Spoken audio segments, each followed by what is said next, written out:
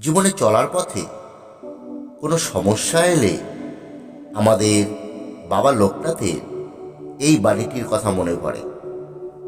বলা হয়, লোকনাথের এই বাণী স্মরণ করলে যে কোনো কঠিন পরিস্থিতি বা দুর্গম অবস্থা অতিক্রম করা সম্ভব। বাবা লোকনাথ ভোলেনাথের অবতার, তাই বাবা লোকনাথ ভোলেনাথের মতোই খুব অল্পতেই তুষ্ট হয়ে থাকে। খুব সহজেই প্রসন্ন হন বাবা। ভক্তদের সাহায্যের জন্য সর্বদা এগিয়ে আসেন তিনি।